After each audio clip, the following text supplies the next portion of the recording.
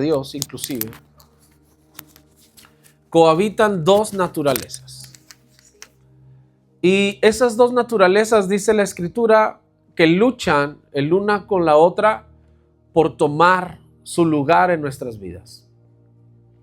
Desde que el hombre pecó por primera vez en Edén, estando en Edén, en una perfección, el corazón del hombre, la relación del hombre para con Dios fue muriendo.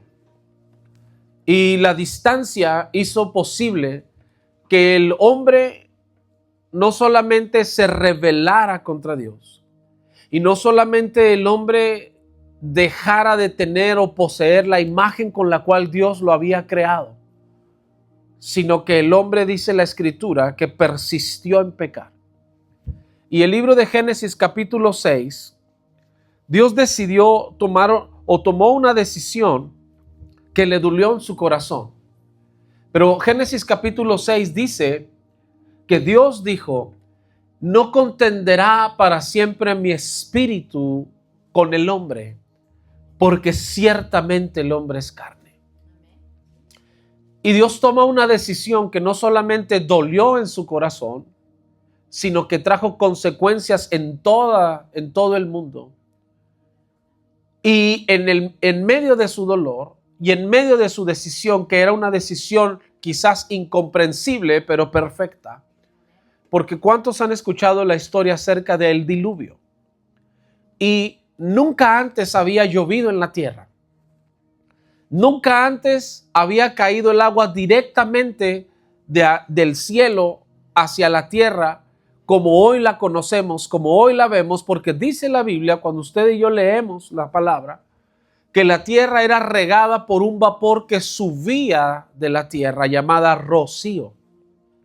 Y ese rocío era lo que hidrataba, lo que alimentaba a la tierra con esa agua, con esa vida que produce lo que Dios había creado. Y la tierra se sustentaba de esa manera, y todo lo que había en Edén se sustentaba de esa manera. Pero cuando Dios decide enviar un juicio al ser humano a causa de la persistencia del pecado del ser humano y de ver cómo el hombre persistía en seguir dañándose a sí mismo, a su cuerpo y a la relación que tenía con Dios, alejándose totalmente de Dios, Dios decide enviar un juicio y Dios decide poner un límite a ese pecado, a esa maldad, y envía un gran diluvio. Y dice que las fuentes de la tierra y las fuentes de los cielos fueron abiertas, que se abrieron las fuentes de los cielos y las puertas de los abismos se abrieron, y la tierra fue inundada en agua para hacer morir a todo ser viviente, específicamente al ser humano. Pero dentro de todo eso también seres vivos que habían sido establecidos en la tierra también murieron. Todo murió. Lo único que permaneció, ¿qué fue? Pregúnteme, ¿qué fue? Es que a mí me gusta que me hagan preguntas para tener respuestas. Es imposible que los peces mueran en el agua, ¿no? Ese es su hábitat natural. Entonces, cuando la gente dice todo en el mundo desapareció, hay un error bíblico. Evidentemente los peces quedaron en el agua, porque el juicio no era sobre los peces. Sobre los animales de la tierra no era el juicio sobre los animales de la tierra, aunque la tierra fue maldita a causa del hombre. Pero Dios le dijo a un hombre, a su esposa y a toda su familia: me van a separar de todas las categorías de bestias y animales que yo les diga y que yo envíe a ustedes de dos en dos, y vas a construirme una gran arca. Y en esa arca vas a entrar tu familia y todo lo que yo te envíe de dos en dos. Macho y hembra los tomarás y los meterás. Y la historia del diluvio y la historia del arca es una historia muy profunda, que a veces la aprendimos en las escuelas dominicales y todos dibujamos quizás el arca y el agüita y tenemos una historia como de escuela dominical, pero cuando usted y yo profundizamos la palabra y vemos la revelación de la Escritura, usted y yo nos daremos cuenta de que el arca que Dios mandó a Noé construir tenía 3 niveles. Y en esos 3 niveles había las grandes cuadrúpedos o los grandes cuadrúpedos, las bestias mayores, las grandes bestias que Dios envió, que ocupaban el lugar más bajo, aún siendo las grandes bestias. Y ese primer nivel me habla de la carne. Después venían animales con menor peso y con menor talla, pero sumamente importantes, y venían bestias de otra naturaleza, así como otros reptiles, así como otra categoría. Y Dios diseñó un plan perfecto de salvación, pero cuando nosotros miramos la estructura del arca, Dios es un Dios que siempre actúa en niveles. Dios es un Dios que siempre actúa en etapas. Dios es un Dios que tiene un tabernáculo donde tiene un lugar santísimo, lugar santo y el atrio. Y volvemos a encontrar 3 niveles. Dios es un Dios que le dijo al pueblo en el libro del Éxodo, capítulo 17, 18, 19 y hasta el 20. Vayan al monte, pero a las faldas se queda el pueblo, subirán los ancianos y solo Moisés y después Jehová. Y encontramos 5 niveles. El pueblo, los ancianos o los jueces, Josué, Moisés y Dios. Y cuando miramos la palabra de Dios podemos darnos cuenta de que hay grandes misterios escondidos en cada uno de los pasajes de la Escritura, porque Dios está tratando de enseñarnos algo. Así que el primer nivel del arca es como si fuera el atrio del tabernáculo. El segundo nivel del arca es como si fuera el lugar santo, pero dice que había otro nivel. Y ese era el nivel donde estaban las aves. Y las aves no podían vivir abajo porque las aves necesitan el espacio y la libertad para poder volar, para poder procrear, para poder crecer. Y Dios no quiere que nosotros quedemos en un nivel de la carne, en un nivel emocional, sino que crezcamos a un nivel espiritual. Y esa arca tenía esos 3 niveles. Pero cuando uno se pone a estudiar detenidamente y le pides a Dios que te enseñe, te das cuenta de que aparece una ventana en la parte superior del arca que Moisés había creado para salvar. Y no es casualidad que la historia de Génesis 6, 7 y 8 nos enseñe que cuando la lluvia se calmó y las aguas se aquietaron, Noé abrió una ventana para sacar una ave y enviarla para reconocer si las aguas habían bajado y había tierra. Siempre nuestra lucha va a ser entre lo espiritual, lo emocional, con lo carnal. El ser humano siempre va a tener esa lucha de buscar el hacer la voluntad de Dios, pero va a toparse con 1000 cosas que van a tratar de impedírselo. La palabra de Dios me enseña que Dios rescató a través de la arca o de ese arca a un hombre, a su esposa, sus 3 hijos y sus 3 esposas. Una esposa que cada quien tenía. ¿Cuántas personas contó entonces usted en el arca? Si estaba estaba Noé, estaba su esposa, sus 3 hijos y sus nueras. ¿Cuántas personas son? 8 exactamente. ¿Sabe que el número 8 en la Biblia es el número del nuevo comienzo? No de un reinicio, sino de un nuevo comienzo. Y el nuevo comienzo no se puede vivir pensando en la naturaleza como pensábamos antes. Colosenses capítulo 3.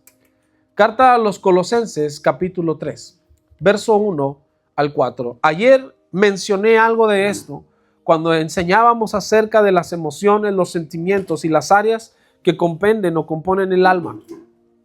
Pero esto va más allá. La palabra de Dios me enseña. La carta a los Colosenses es una de las 3 cartas con un lenguaje espiritual más profundo que el apóstol Pablo escribe, como lo es los Filipenses, los Efesios, o la carta a los Efesios y los Colosenses. De todas las 14 cartas que el apóstol Pablo escribió, aunque todas tienen un lenguaje importante, espiritual y que nos trae muchas enseñanzas, Efesios, Colosenses y Filipenses son 3 de las cartas que nos enseñan el poder de la guerra espiritual. que nos enseñan el poder de luchar contra lo que éramos y lo que vamos a hacer. La carta a los Romanos capítulos 6 y 7 me enseña las dos naturalezas y Colosenses me hace ver en cuál naturaleza estoy viviendo yo. ¿Cómo es que quiero vivir como hijo de Dios de aquí en adelante? Porque desde que recibí al Señor como Señor y Salvador, desde que lo recibí como mi pastor para que nada me falte y Él no me falte, comenzó una lucha entre mis deseos y la voluntad de Dios. Y muchos de nosotros, estoy completamente seguro, porque a mí mismo me pasa, que buscamos hacer lo correcto, pero en el camino tropezamos mucho. Y cada tropiezo que llega a nuestras vidas nos hace sentir que no tenemos la gracia suficiente para cumplir el plan para lo cual Dios nos llamó.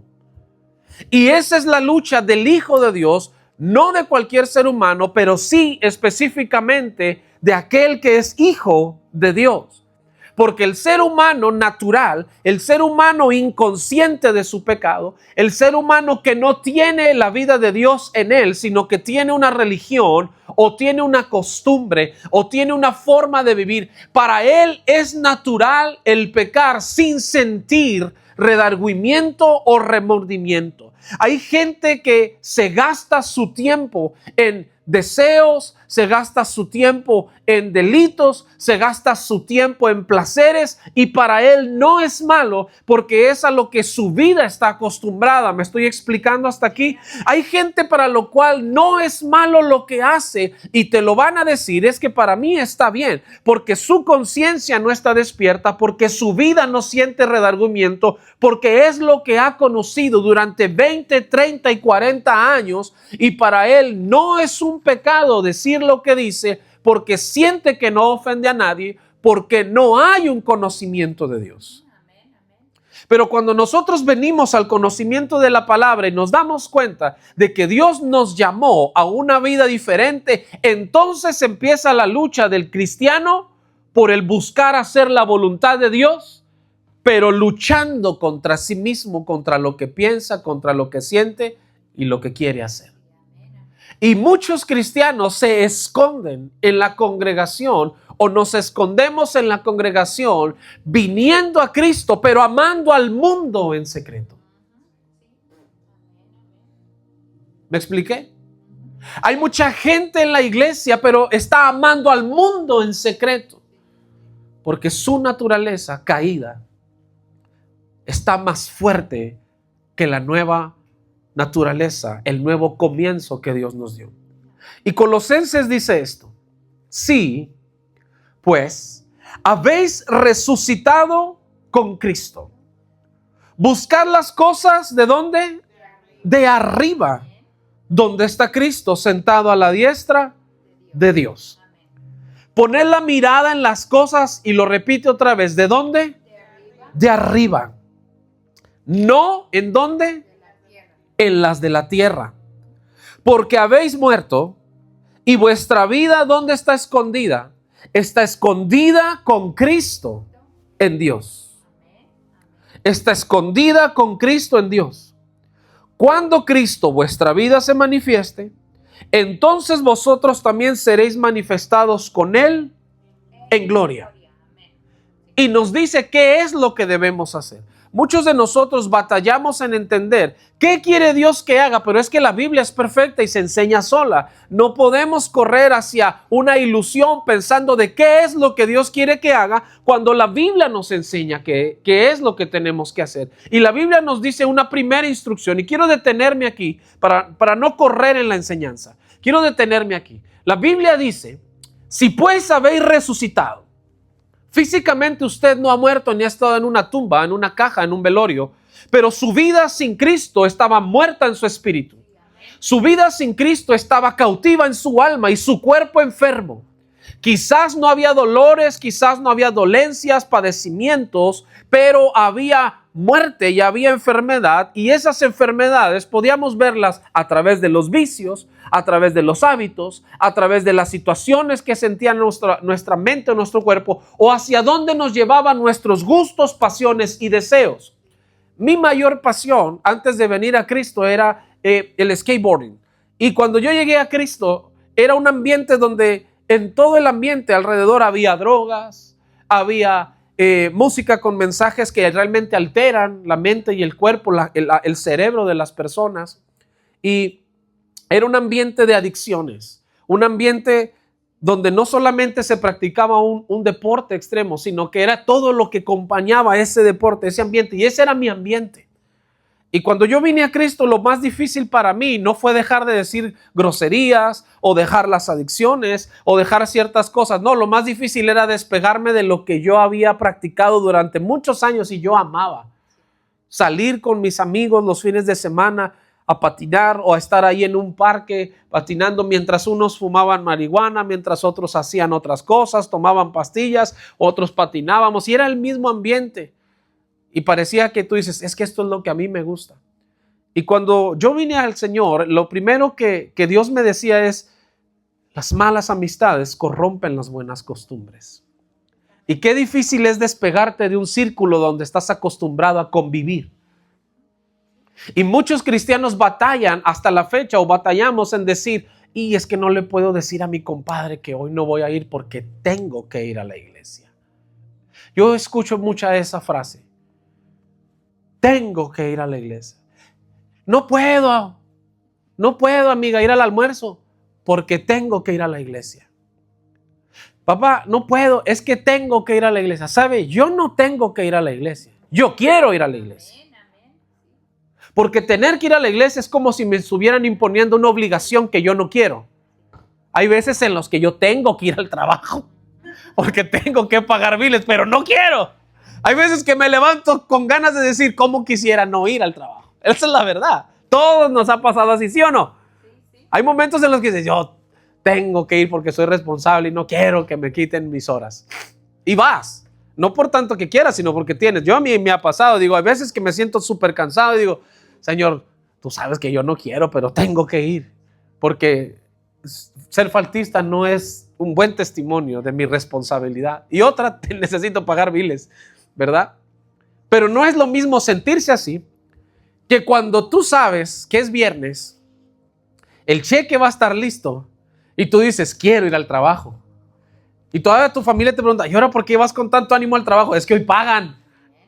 Y tú dices, hoy sí voy porque quiero ir. ¿Por qué? Porque sé que voy a recibir. No es lo mismo decir, tengo que ir a la iglesia, que quiero ir a la iglesia, porque sé que voy a recibir, porque sé que voy a encontrar algo en Dios, porque sé que voy a recibir algo a mi vida. No es lo mismo venir a la iglesia teniendo que queriendo. Amén. Y esa es la lucha del cristiano entre sus dos naturalezas. Y por eso la Biblia dice, si tú has resucitado, porque no has muerto físicamente, pero sí en tu corazón, sí en tu relación para con Dios, sí en tu espíritu estabas distanciado de su palabra, de su presencia, del entendimiento de Dios, pero ahora has resucitado, has revivido, has vuelto a la vida. Si tú has resucitado, busca las cosas, pero dice que son ¿de dónde? De arriba. Y está hablando exactamente de cosas espirituales. De cosas que no se miran, pero son reales. De cosas que tú no puedes palpar o tocar tangiblemente, pero que existen. Dice, busca las cosas de arriba. Oiga bien. Cuando tenemos una casa amplia, hay un lugar en la parte alta de las casas que son muy grandes, que se le llama el ático, ¿verdad? ¿Y qué es lo que la gente guarda en ese ático? Cosas que cree que no necesita. Y las pone ahí o hacen su ¿qué? ¿Le dijiste? Sus tiliches. Bueno, hacen un lugar, pero hay gente con otras culturas, otra forma de pensar, que en el ático hacen un lugar para ir a reposar. Porque es el lugar donde nadie va a ir, porque para ir hay que subir mucho. Y hay gente que dice, yo hago mi estudio ahí arriba, o hago mi lugar de oración, o hago mi momento especial ahí, porque aquí nadie viene, porque a todos les da flojera subir, ¿verdad? Y hacen ahí en el ático, yo he visto casas de gente que tiene mucho dinero, gente que a veces no tiene tanto dinero, pero tiene su casa muy bonita, y ahí hacen un lugar especial. Yo en mi casa, yo tengo un lugar especial siempre, donde no entra mi esposa, donde entra el niño, porque es el lugar donde yo me separo para ir y orar. Así sea un cuarto en la casa, les digo, esta es la hora donde no se entra. Y hay un lugar que preparo especialmente o para sentarme o para hincar o para estar ahí escribiendo, pero ese es un lugar para mí, porque es el lugar donde voy a buscar las cosas de arriba. Ahora lo hice en el garage, pero antes era como que en la orilla de un cuarto que teníamos allá en la otra casa, pero ahora en el garage, ahí le digo, voy a estar allá. No vayan en 1 hora o 2 horas, ahí, pero voy a estar ahí dentro, no me voy a ningún lado, pero ahí estoy. Voy y me encierro, sí, puedo dormitar, estoy ahí o pienso, me siento, escucho algo, pero sabe, buscar las cosas de arriba es darte tú la prioridad de ir y establecer una relación con la presencia de Dios. ¿Cuáles son las cosas de arriba que el Señor quiere que nosotros busquemos? ¿Cómo se vive arriba? ¿Cuál es la naturaleza divina? ¿Cuál es la naturaleza del ser espiritual con el cual Dios nos creó? ¿Cuál es esa vida? ¿Cuáles son las cosas de arriba? ¿Cómo se vivirá arriba? La Biblia nos enseña que en el cielo no hay tristeza, ni más dolor, ni más enfermedad, pero sí responsabilidad. Hasta los mismos ángeles tienen la responsabilidad de adorar a Dios. Los mismos ángeles tienen la responsabilidad de alabar. Los ángeles también tienen la responsabilidad de exaltar su nombre. ¿Cuáles son las cosas de arriba que Dios quiere que tú y yo busquemos? No solamente tiene que ver con la oración, con el ayuno, con la búsqueda de la palabra. La vida del cielo que Dios quiere que esté en nosotros es esa vida donde tenemos los hábitos de siempre mantenernos en una relación con el Espíritu Santo. Como el Padre, el Hijo y el Espíritu son uno entre sí. Tú y yo somos uno. San Juan capítulo 16, si yo no me equivoco. Así como el Padre y yo somos uno, así sean uno entre ustedes, para que la gente les crea. Porque mucha gente no viene a la iglesia porque ven gente dividida.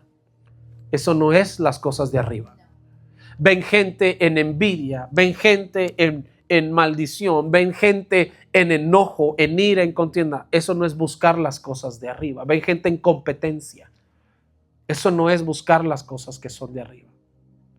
¿Qué son buscar las cosas que son de arriba? Buscar la relación. ¿Qué dice aquí? Donde está Cristo sentado a la diestra de Dios. ¿Por qué la Biblia mencionará exactamente que Cristo está sentado? Porque cuando alguien está sentado, solo está haciendo 2 cosas. Número 1, o está gobernando, o número 2, está aprendiendo. Vaya por favor conmigo a San Marcos capítulo 5, para que usted pueda darse cuenta que lo que yo le estoy diciendo no se me ocurrió, sino que es bíblico. Evangelio según San Marcos capítulo 5. Versículo 14. 14 y 15 solo voy a leer. No puedo leerle toda la historia porque quiero quedarme en Colosenses. Pero miren lo que dice San Marcos capítulo 5, verso 14 y 15. Y los que apacentaban los cerdos huyeron y dieron aviso en la ciudad y en los campos y salieron a ver qué era aquello que había sucedido. Verso 15. Vinieron a Jesús y ven al que había sido atormentado del demonio y que había tenido ¿qué? La legión, más de 2,000 demonios. ¿Cómo lo vieron? Sentado. Es lo primero que la Biblia enseña. Cuando Jesús liberó al que todos conocemos como el endemoniado gadareno, que realmente eran 12 y luego fue uno. O se queda uno en la historia. El endemoniado gadareno, dice la escritura, si usted lee todo el capítulo 5 de San Marcos, que nadie podía atarlo, ni con cadenas ni con grillos. Era tan fuerte, era tanta la fuerza física que provenía de lo espiritual que había en él, que nadie podía dominarlo, se hería con piedras y tenía asustado a toda una región. Un solo hombre tenía dominada a toda una región. Y dice que vivía en los sepulcros como un muerto. Vivía en los panteones, en los sepulcros, como un muerto. Y dice que de esa mortandad o de esos mismos panteones, él tomaba las piedras y sería su propio cuerpo. Imagínese ver a un loco destruyéndose con una fuerza sobrehumana que la gente dice nadie podía pasar por ahí. Y toda esa región le tenía temor, le tenía miedo a ese hombre, a una sola persona. Y cuando Jesús llegó a esa región y lo libera y lo sana y lo transforma, lo primero que la Biblia dice que lo hallaron sentado, vestido y en su juicio cabal. Esa palabra sentado quiere decir que estaba siendo discipulado. Cuando alguien está sentado en la Biblia o está reinando en un trono, gobernando o está aprendiendo de un maestro. Amén. ¿Qué es vivir y buscar las cosas que son de arriba? Número 1 es aprender a gobernar mis propias decisiones bajo la sujeción en la voluntad de Dios. Y 2, ponerme a aprender qué es lo que quiere Dios de mí. Eso es buscar las cosas de arriba. Toda la gente quiere soluciones de parte de Dios a sus problemas, pero nadie se sienta a escuchar su palabra. La gente quiere hablar su palabra, pero no están sentados oyendo la palabra. ¿Me explico? Así que buscar las cosas que son de arriba es buscar la manera en la que Dios quiere que nosotros aprendamos a vivir. Porque nuestra nueva vida no está escondida en lo que alguien pueda profetizarme solamente, en lo que alguien pueda decirme. Mi vida está escondida con Cristo en Dios. Así que si yo no busco al Señor y la manera en la que se vive en los cielos y en el Espíritu, ¿cómo puedo vencer mis propias tentaciones? ¿Cómo puedo vencer mi propia naturaleza? ¿Cómo puedo someter mis pasiones, mis vergüenzas, mis errores, mis pecados? ¿Cómo puedo sanar mis heridas si no estoy yendo a buscar la fuente correcta que me ayude a sentarme y a decir, Señor, ¿qué quieres que yo haga? ¿Cómo puedes gobernar tú mi vida? Entonces Colosenses sigue diciendo, sentado a la diestra de Dios, poned la mira en las cosas de arriba. ¿Sabe por qué muchos cristianos se frustran en su trabajo? Pregúnteme, ¿por qué? Porque la gente trabaja para un patrón, mas no para aquel que sustenta el trabajo. Es fácil que un empleado se decepcione de su patrón cuando le habla mal, cuando no le pagó las horas que le dijo que le iba a pagar, cuando no le dio el bono que le iba a dar. Y va a renunciar y va a decepcionarse y va a salir hablando mal de un jefe porque su mirada o su mira estaba en la persona para la cual él pensaba que trabajaba. Porque su mirada no está en las cosas de arriba, su mirada está en las cosas de la tierra. Y yo he aprendido algo en la vida y en la Escritura. Que todo lo que hagas, hazlo como para el Señor. No esperando nada de los hombres, sino como trabajando para alguien invisible. Por eso el otro día que había situaciones en el trabajo y como que algunos de los compañeros se amedrentan cuando un jefe quiere tomar decisiones. Y uno va y me pregunta y me dice, Charlie, a ti no te pusiste nervioso por lo que dijo Taylor. Yo le digo, yo no dependo de un trabajo. Si a mí me dicen, hasta aquí llegaste en este empleo, le dije, es porque algo mejor viene. Yo no trabajo para un Taylor. Yo no trabajo solamente para yo trabajo para el Señor. Yo lo hago como trabajando para Él. Él me da gracia delante de los jefes. Él me puede dar trabajo, me puede quitar trabajo. Así que ¿por qué he de decepcionarme si alguien viene y me quita mi trabajo? Si no estoy trabajando para ti, estoy trabajando para Él. Y como mi mirada está en las cosas de arriba, entonces tengo que vivir como con esa responsabilidad y esa disciplina, buscando las cosas de arriba. Porque todos en el cristianismo hemos aprendido, desde que empezamos, hemos sufrido decepciones y hemos aprendido a lidiar con ellas. Y la gente nos ha fallado porque confiábamos en nuestro líder, confiábamos quizás en nuestro pastor, confiábamos quizás en alguien que veíamos, porque no habíamos entendido lo que dice la Escritura. No pongas la mirada en la tierra, sino ponla en las cosas de arriba. Busca las cosas de arriba para que nadie te decepcione, porque cuando alguien te decepcione vas a decir, claro, tenía que pasar. Es tan ser humano como yo. Está en la misma carne como yo y está en la misma tierra como yo, pero no me decepciona de ti, porque la palabra que busco de arriba me sustenta. ¿Sí me estoy explicando hasta aquí? Por eso el apóstol Pablo está diciendo, pon tu mirada en las cosas de arriba y no en las de la tierra. Porque cuando nos falta algo terrenal, comienza la lucha entre la carne y el espíritu. ¿Por qué a mí? ¿Por qué en este momento? ¿Por qué todo me pasa a mí? ¿Por qué me dejaste a mí? ¿Por qué no me respondes a mí? ¿Por qué no me hablas a mí? ¿Por qué no me das a mí? ¿Por qué el otro está mejor que yo? Si yo soy tu hija, soy tu hijo. Y empezamos a bajar la mirada a las cosas de la tierra. Y cuando un cristiano baja su mirada a las cosas de la tierra, empieza a frustrarse. Y cuando un cristiano se frustra, se amarga, Éxodo 15. Y cuando un cristiano se amarga, contamina toda la iglesia, Hebreos 13. A toda la iglesia, no solo a uno, a toda. Porque una raíz de amargura, según Hebreos 13, dice que contamina toda la iglesia. Y muchas iglesias están contaminadas de gente en amargura porque están frustrados por lo que no tienen de la tierra. No entendiendo que Dios nos llamó a buscar las cosas de arriba para que las cosas de abajo nos sean añadidas. No que sean nuestras, son añadidas. Pero no te pertenecen. Porque no perteneces a esta tierra.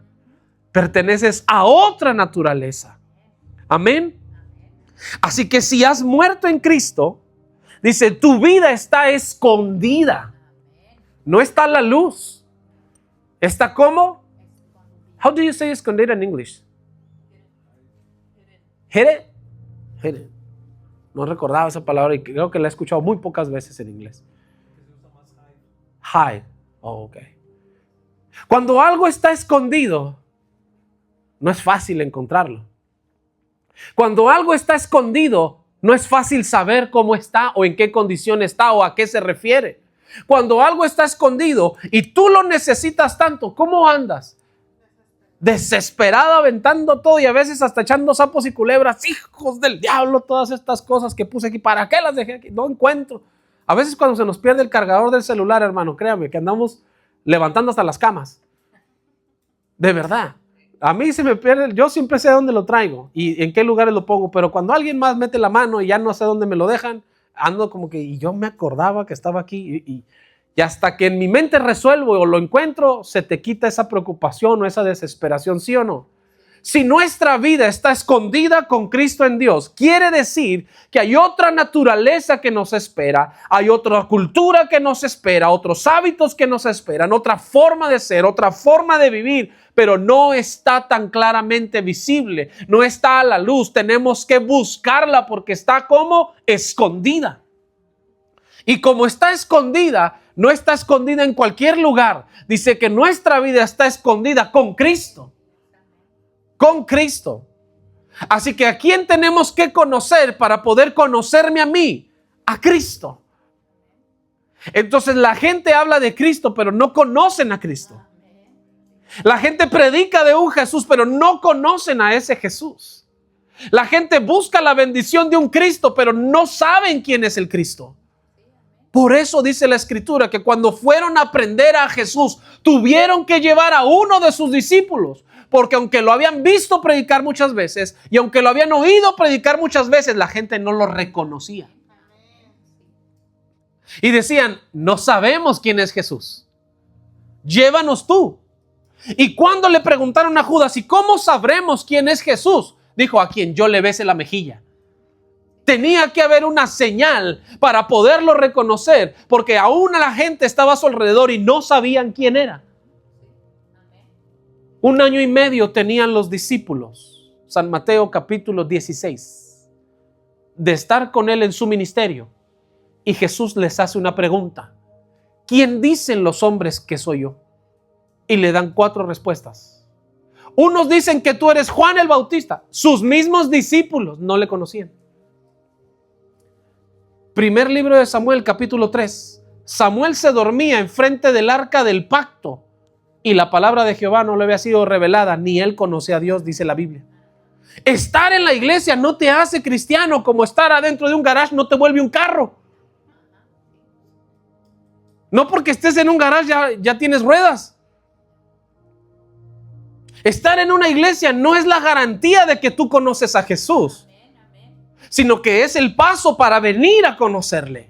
Pero al salir de aquí es tu responsabilidad y es mi responsabilidad conocerle a través de la búsqueda que yo tengo de Él y con Él todos los días en todas las áreas de mi vida. Si no, no puedo vencer esa naturaleza que te hablé al principio. No podemos pasar del primer nivel del arca de las grandes bestias al segundo nivel de las bestias más suaves para después subir al nivel de las aves y después salir a la ventana. Nunca subiremos el monte Sinaí hasta el nivel donde Moisés estaba si no caminamos en el monte. Nunca saldremos del atrio del templo, ni sabremos qué existe en el lugar santo ni en el lugar santísimo, mientras no aprendamos a morir a nuestra carne, buscando las cosas que son de arriba. Así que el apóstol Pablo dice, si tu vida está escondida con Cristo en Dios, ¿a quién tienes que buscar? A Cristo. San Mateo 16, tú eres Juan el Bautista. Otros dicen que tú eres Elías, le dan otra respuesta. Otros dicen que tú eres alguno de los profetas. Otros dicen que tú eres Jeremías, que ha vuelto de la muerte. Le dan 4 respuestas carnales o naturales. Y entonces Jesús le pregunta a sus discípulos, ¿y ustedes quién dicen que soy yo? Y se levanta la 5ª respuesta. Y la da Pedro. Diga por favor conmigo, el número 5 es el número de la gracia. Cuando Pedro da la 5ª respuesta, dice que se levantó y dijo, tú eres el Cristo, el Hijo del Dios viviente. Y entonces Jesús le responde, esto no te lo reveló ni carne ni sangre, sino mi Padre que está ¿dónde? En los cielos. Quiere decir que cuando tú buscas las cosas que son de arriba, la revelación de la palabra de Dios va a nacer en ti, va a volver a ti, va a fluir en ti, porque estás buscando las cosas de donde proviene. Hay gente que busca mensajes en internet, yo prefiero buscarlos en las cosas de arriba. Hay gente que escucha las cosas por una radio, yo prefiero escucharlas cuando vienen del cielo. Hay gente que predica de lo que siente, yo prefiero predicar de lo que Él me dice. Porque si predico de lo que quiero y predico de lo que siento, entonces predicaría de puras cosas que a mí me agradan. Pero qué difícil es cuando Dios te da una palabra que te confronta a ti y a todo el que la oyere. Y sales del culto sabiendo que Dios te dijo, no le vas a caer bien a nadie, pero esto era necesario que se dijera. ¿Sí o no? Yo muchas veces viví en el culto en la iglesia donde yo entraba y me decían, ay, cómo te amo, Charlie. Pero empezaba a predicar y la cara se les transformaba, hermano. Y yo decía, ¿dónde quedó la mujer que me decía que me amaba? ¿Dónde está el hermano que me saludó? Porque ya nada más ves las muecas cuando la gente te está haciendo. Y tú dices, santo Dios, pues ¿qué le estaré diciendo? Que el callo se le está removiendo. ¿Me explico? Sí, amén. Y ese primer abrazo y saludo que te dieron al principio, al final, ya ni te acerques. Porque cuando buscas las cosas que son de arriba, confrontas la naturaleza que es de abajo. Y hay mucho cristiano e hijo de Dios que quiere seguir viviendo en las mismas cosas terrenales. Que quiere seguir enterrado en las cosas de la tierra. Y no digo que no seamos responsables con nuestro trabajo, que no tengamos un buen negocio, que no aprendamos a vivir bien en la vida. Estoy hablando de que no hagas de las cosas de la tierra tu raíz. Que no sea que el momento en el que te falte algo terrenal, cambies tu fe por la decepción de lo que se fue, por la decepción de lo que ya no tienes. Así que para poder hacer morir algo, primero tengo que buscar lo que es del cielo. Porque tu naturaleza terrenal, tu naturaleza carnal, mi naturaleza humana, mi naturaleza carnal, no va a morir, sino que se va a hacer más fuerte si no busco primero las cosas que son de arriba. Y para encontrarme con el Señor hay 2 maneras. Diga, ¿cuál? La oración y la palabra. No existe otro método. Yo no entiendo por qué los pastores andan buscando tantos métodos para conocer a Jesús estando el método tan fácil. Mira, aquí tengo, véngase al discipulado de los 7 pasos que lo llevará a la gloria divina. Véngase a la academia de los 20 pasos para el éxito del cristianismo. Y tú lees los libros y es pura barbaridad. Y tú dices, gente buscando métodos de cómo llegar a Dios, y volvemos a vivir en la Torre de Babel, Génesis 11. Gente construyendo su propia torre para llegar a Dios. ¿Sabe qué pasó? Diga qué. Dios confundió sus lenguas y se dieron los idiomas. Porque cuando tú construyes a través de un método tu manera para tratar de llegar a Dios, Dios te dice, esa no es la manera, amigo. La manera no es haciéndote una torre para llegar a mí, la manera es humillándote. La manera es tirándote, llorando y diciendo, Señor, heme aquí, sé propicio a mí que yo soy pecador y yo me mostraré a ti, porque el corazón contrito y humillado no despreciará a Jehová. Mucha gente quiere seguir edificando su torre de Babel para tratar de alcanzar cosas espirituales y solo cae confusión. Pero cuando tú vienes a la fuente de arriba, porque esta palabra no nació del hombre, sino fue dada del cielo, entonces vas a tener el poder de hacer esto. Verso 5. Haced morir pues lo terrenal en vosotros. Y nos da una lista de qué es lo terrenal. Y no es casualidad que cuando habla de lo terrenal en nosotros, lo primero que comienza es una lista de deseos y pecados sexuales. Porque lo que más pervierte el corazón del ser humano, hombres y mujeres, es el deseo de la carne, de saciarse. Y empieza su lista diciendo fornicación, impureza, pasiones desordenadas, malos deseos y avaricia, porque todo esto es ¿qué? Idolatría. Hay gente en la iglesia que pueda decir, hermano, es que no sé por qué no puedo vencer este pecado. Sencillo, porque la impureza, el deseo o la fornicación ha sido parte de tu vida y lo que necesitas hacerlo es hacerlo morir. Hacerlo morir, no esconderte. Mire, he escuchado a mucha gente decir, a veces nosotros ministramos en el área de liberación a gente que batalla con ciertas debilidades como la pornografía. Y me dicen, no, mira, estoy tratando de ya no usar el celular tanto para no estar con la tentación de quererme meter a internet y ver videos insanos. Le digo, no, es que esa no es la manera. Porque tú estás tratando de luchar contra un celular que siempre vas a tenerlo ahí. Pero no estás haciendo morir el deseo en tu vida. Entonces, ¿qué hago? Digo, es que el problema no es tu teléfono, el problema es el deseo que tienes en tu mente y en tu corazón. Mientras no salga de tu mente y no salga de tu corazón, siempre va a estar en tu teléfono la tentación. No, tiene que hacerse morir en tu vida. Tienes el deseo de la ira, tienes el deseo del rencor, tienes el deseo de la depresión, tienes que hacerlo morir en ti. No está en lo que escuchas o en lo que ves, está en lo que nace de ti. Entonces, ¿qué debo hacer? Y yo le dije a una persona, arrepiéntete. Ven a la iglesia, ven a los discipulados, vente a la administración y te vamos a ayudar en el nombre de Jesús.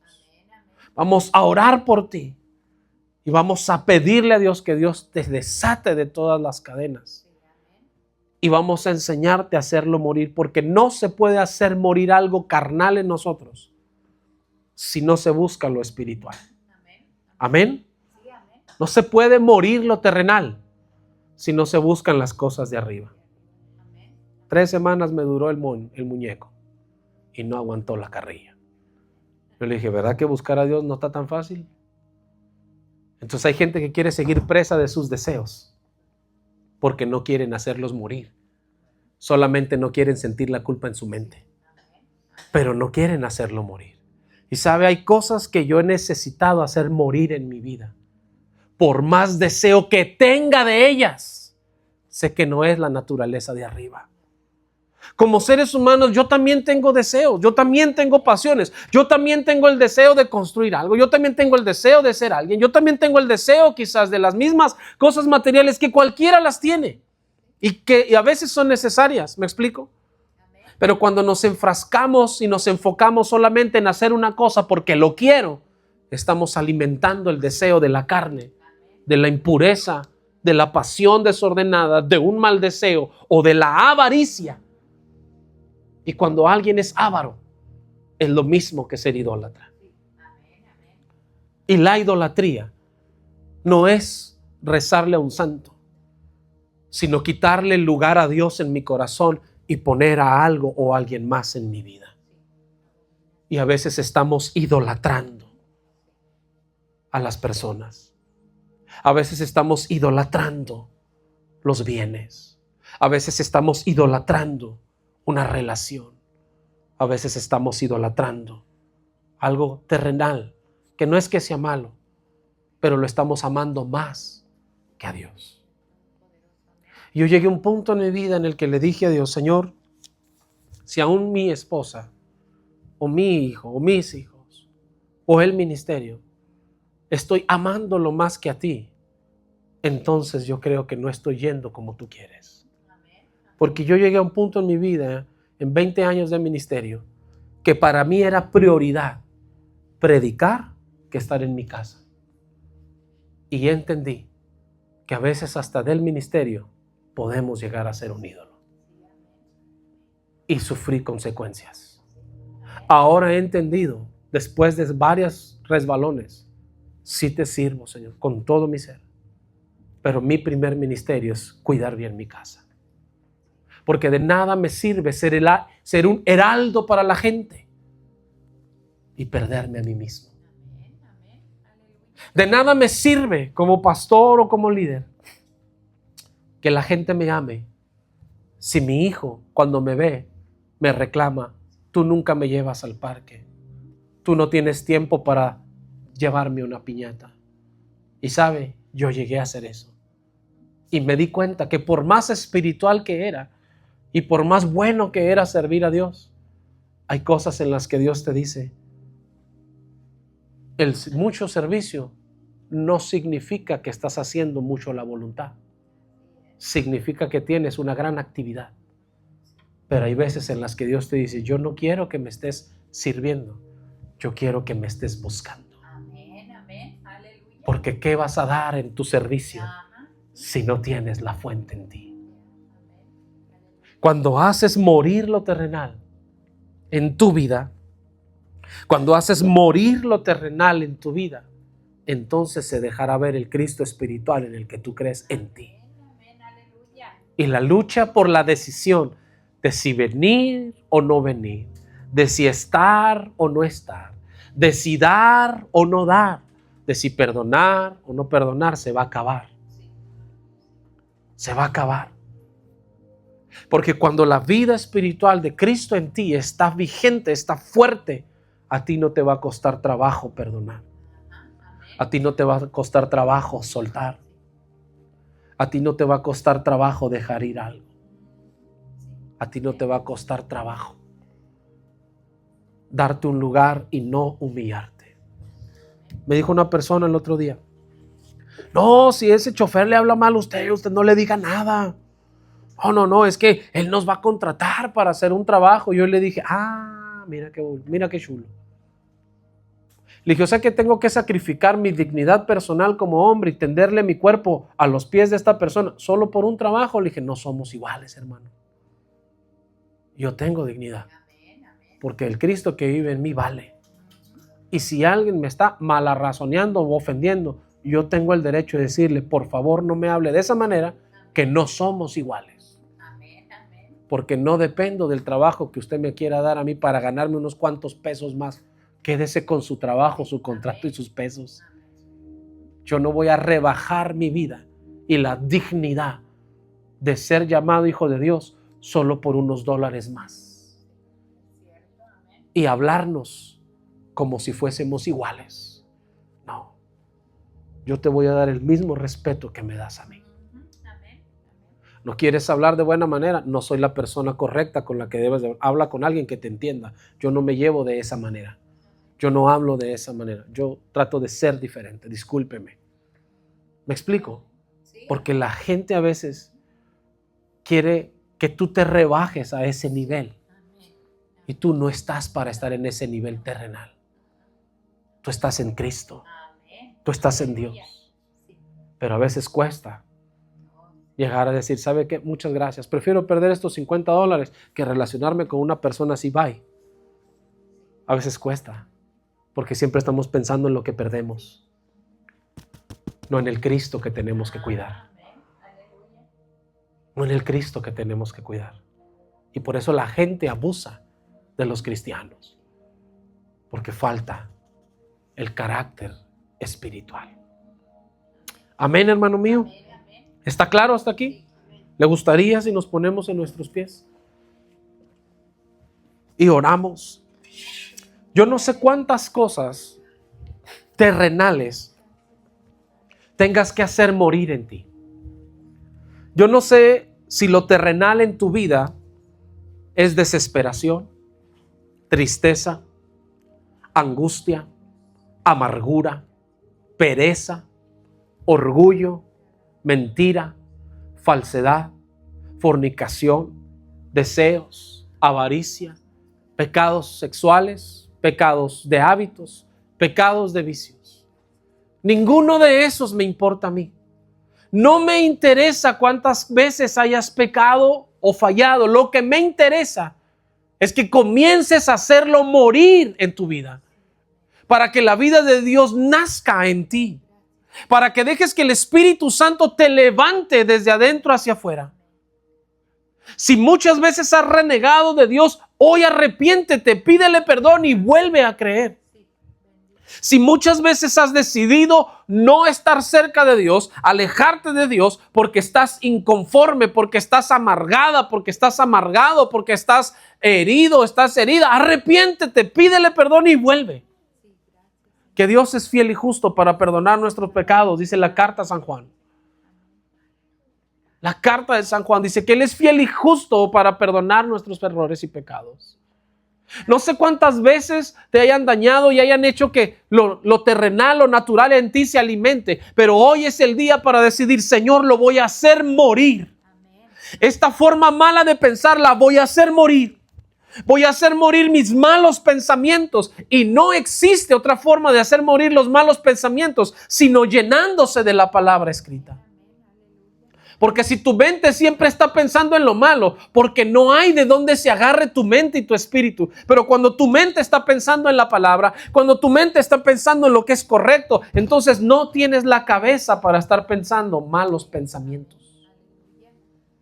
Y cuando el mal pensamiento viene a tu vida, dice Efesios, tú tienes un yelmo que te salva.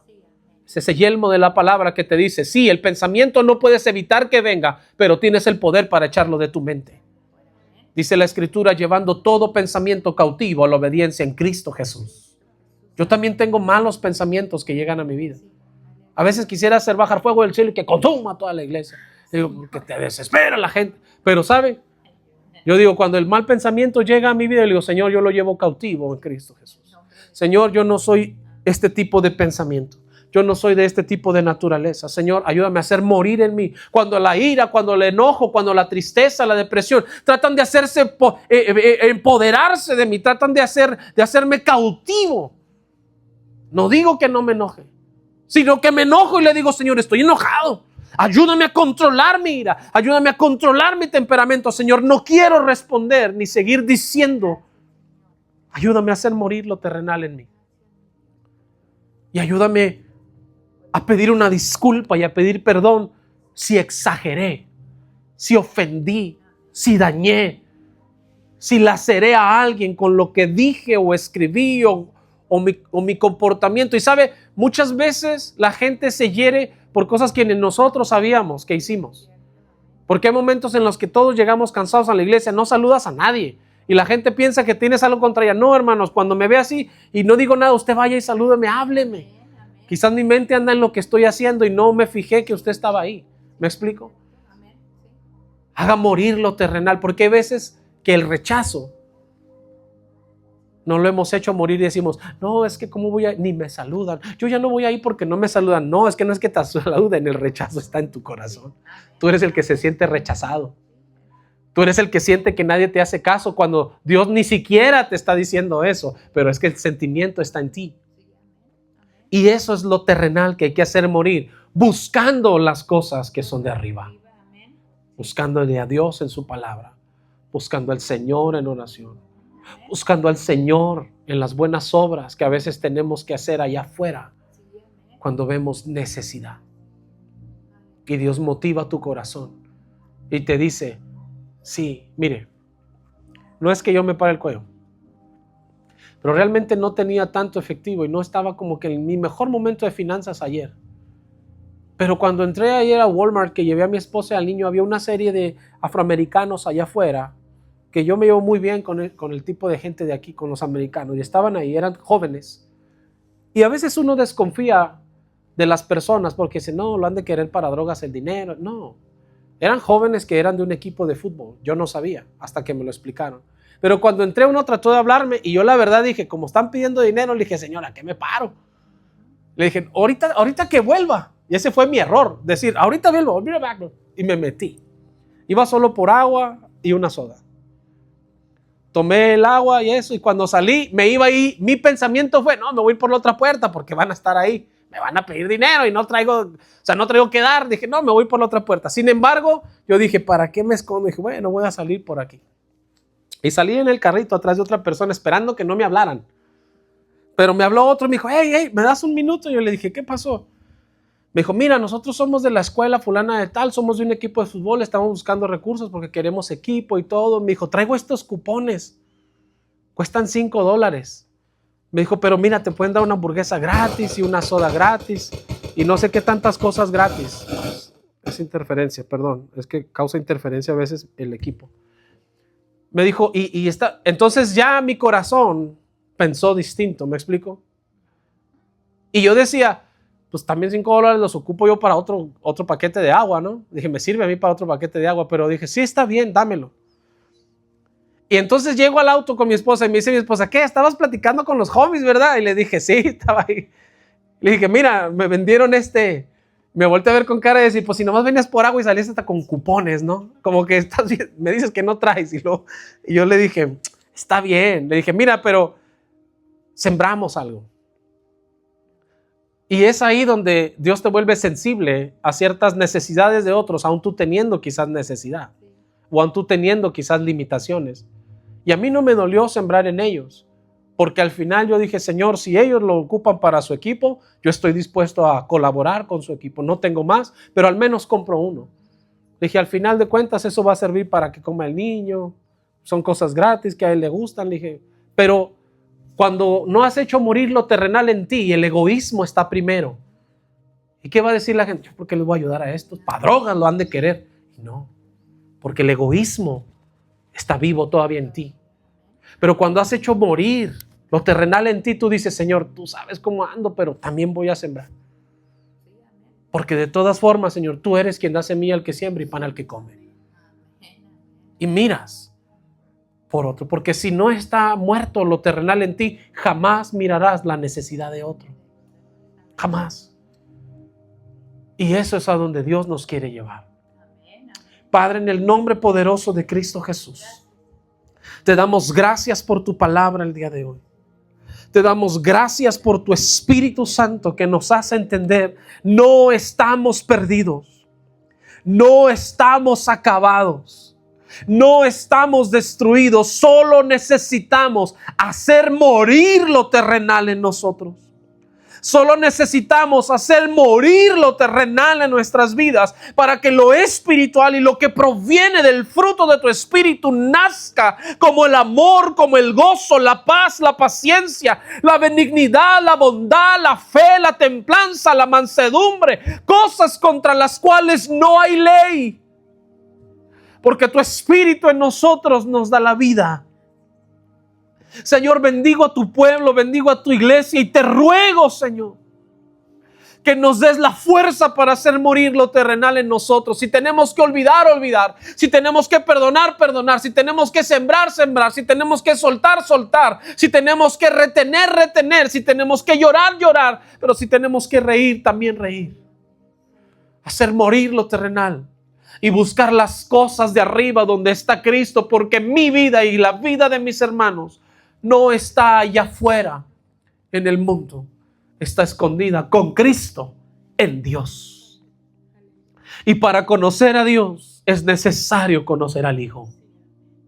Ayúdanos a conocerte, Espíritu Santo, para que nos reveles a Cristo, para poder conocer al Padre. Ayúdanos a hacer morir lo terrenal en nosotros, nuestro ego, nuestro orgullo, nuestra vanidad. Señor, toda depresión, toda falta de cualquier bien, toda tristeza, pobreza y miseria, ayúdanos a hacerla morir en nosotros, para que nazca lo que proviene de tu Espíritu Santo. Llévanos con bien hasta nuestros hogares. Señor, si tú has puesto en el corazón de alguno de tus hijos una siembra, bendecir tu casa, acuérdate de ellos y no olvides a tu pueblo. Señor, llévanos con bien a casa. Bendice nuestra semana, bendice nuestras familias, nuestros trabajos por tu gracia. Acuérdate de los que no tienen que comer, de los que predican tu palabra con honor y no por negocio. Y ayúdanos a ser el reflejo de tu amor allá afuera, para que la gente pueda creer que tú nos enviaste. Que tú nos enviaste. En el nombre poderoso de Cristo Jesús te lo pedimos, Señor. Amén y amén. Le damos un aplauso a nuestro Señor. Paramos el video.